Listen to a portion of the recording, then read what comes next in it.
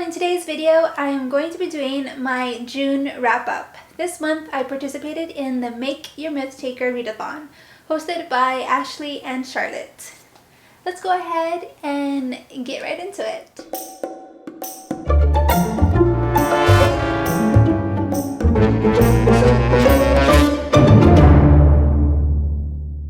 The first book that I read this month was The Lies of Locke, Lamora by Lynch. Then I read Red Seas Under Red Skies, and then I read The Republic of Thieves. I did a whole video on this series. I'll link it down below so you guys can go check it out at your leisure. But just really quickly, this series is set in medieval Venice, where we follow our two main characters, Locke Lamora and John Tannen, as they grow up to be criminal masterminds.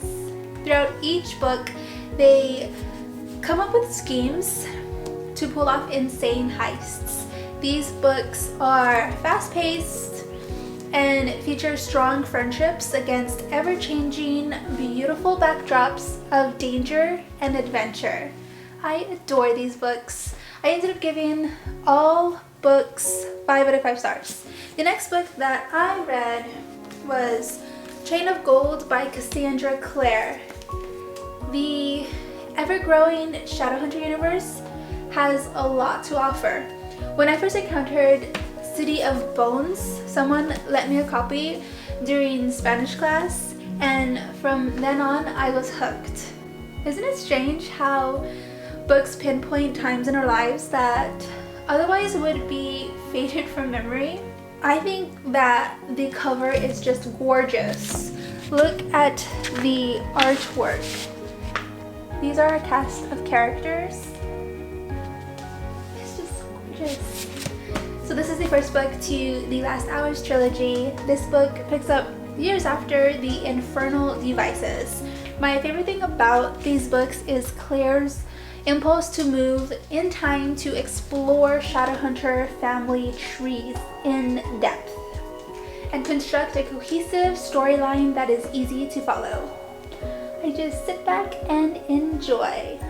In this book, we are in Edwardian London in 1903, where we can explore the next generation after Will, Tessa, and Jem.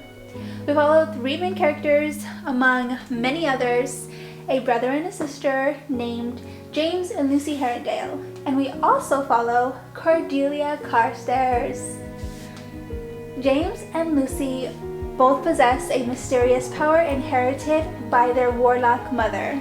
Now, on the other hand, Cordelia, who is half Persian, is pretty much a normal Shadowhunter, trained to rid the earth of demons.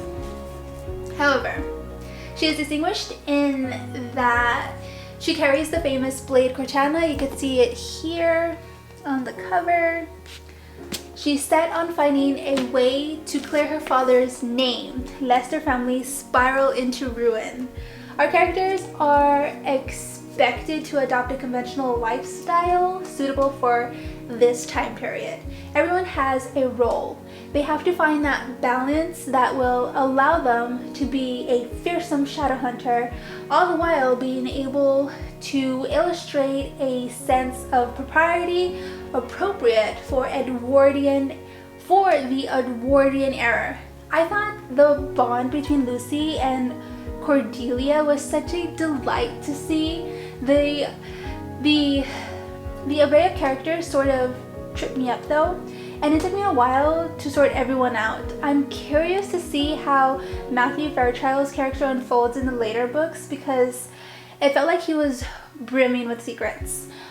I have my suspicions about him. The characters are sexually diverse, which was super awesome. One of my favorite characters was Anna, who doesn't conform to gender roles, and she does this openly. I thought the conflict was too easily resolved, and I wasn't too happy about the love triangle. I think it's hilarious how the adult Shadowhunters never want to admit that there's trouble afoot. They're like, nah, everything's fine. they could be bombarded by a gaggle of demons and wouldn't be the wiser. Luckily for them, Clare adheres to her basic formula of saving the day with our young shadow hunters to get things done. I love that Clare was inspired to start writing a trilogy from the work of Charles Dickens' Great Expectations. Overall, this was an impressive book that I had a lot of fun reading.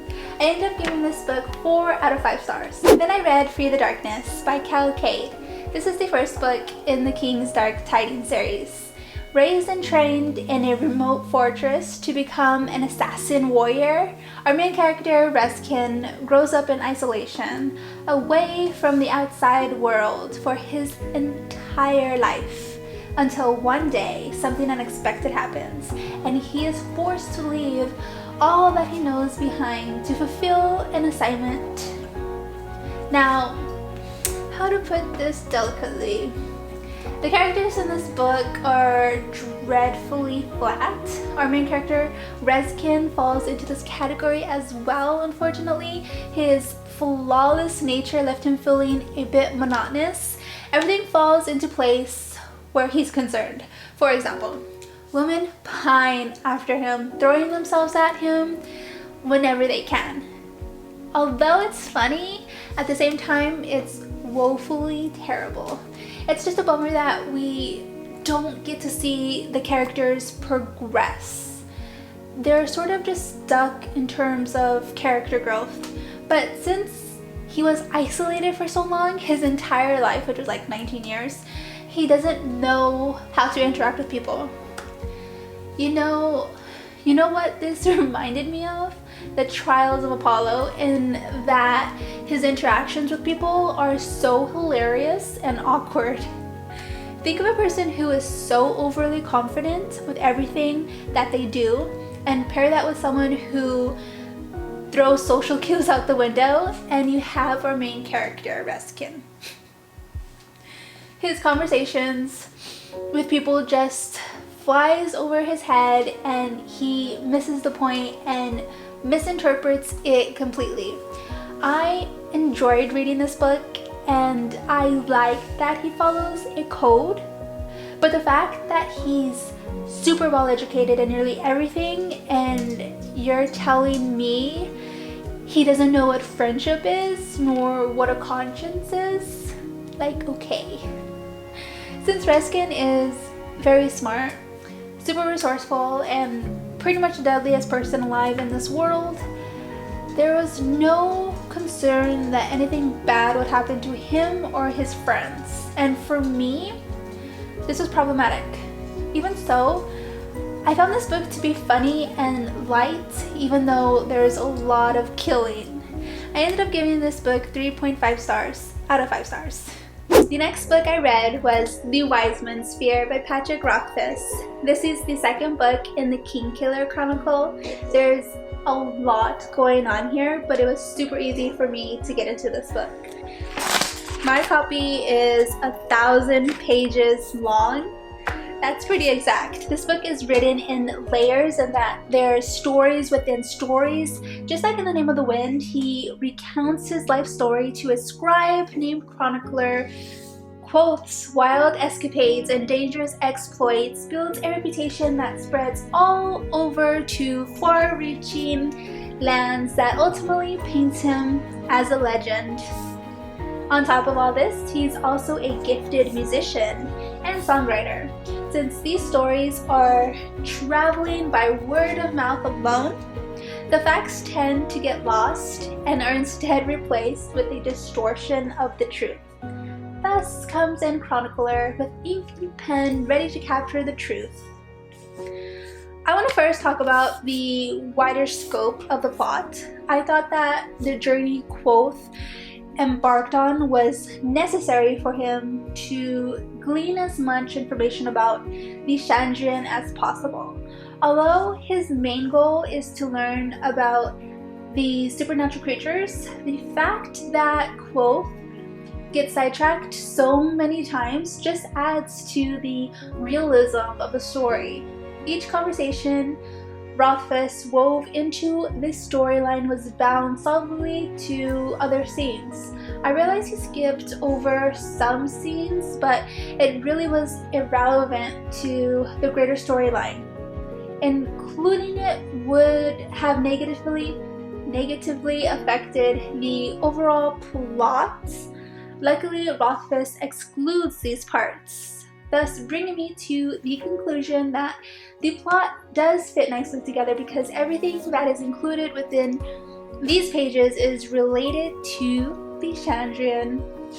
I do have some qualms about Valerian, but don't really want to get into that. His trip to the Fae world was absolutely necessary, but why did he have to spend so much time there? My favorite part about the entire book is when we got to learn about the Adem culture. They were so awesome. I easily gave this book 5 out of 5 stars. Then I read Secret History by Brandon Sanderson. I'm not going to say too much on this one. I'm gonna avoid giving spoilers. This is a wonderful addition to the Mistborn trilogy. This novella deals with things like probable insanity, reveals that keeps the book moving super fast, Cosmere lore, the piecing together of clues, and the continuation of lives. I'm just giving you guys a feel for what this book holds. This book is a different vantage point. It completely blew me away. I gave this book 5 out of 5 stars.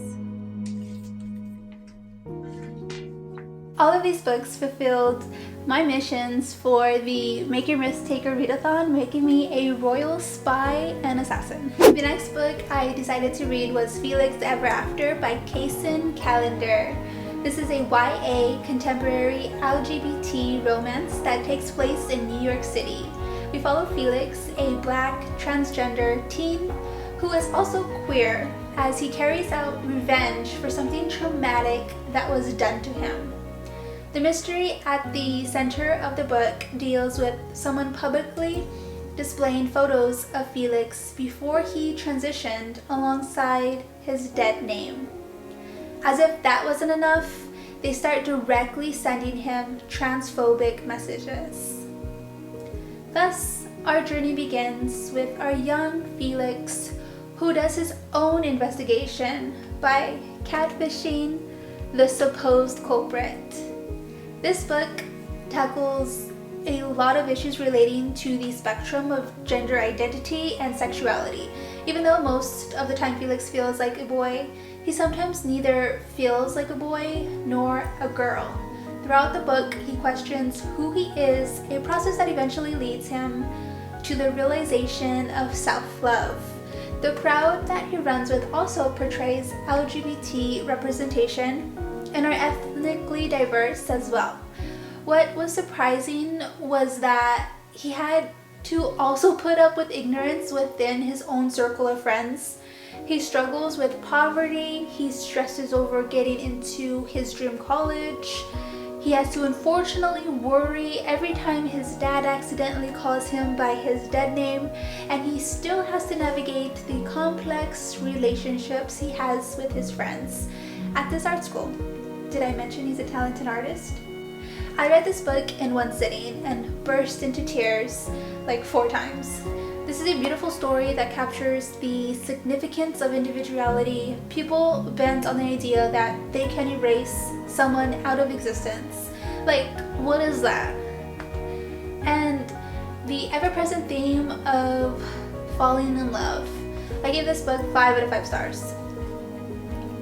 Then I read A Song of Wraiths and Ruined by Roseanne A. Brown. This is a YA fantasy that's going to be a duology. The premise caught my eye. A princess and a boy secretly trying to kill each other, all the while maybe they'll fall in love. Inspired by West African folklore, this book moves back and forth between 2 perspectives. We follow a black princess named Karina, who couldn't care less about things happening around her until one day something happens that leaves her fueled with revenge. She's filled with an unwavering determination to defy the laws of the natural world. We also follow a boy named Malik, who is forced to become an impromptu assassin. He starts out with one solid goal, but then it gets all tangled up when his journey collides with that of the princess.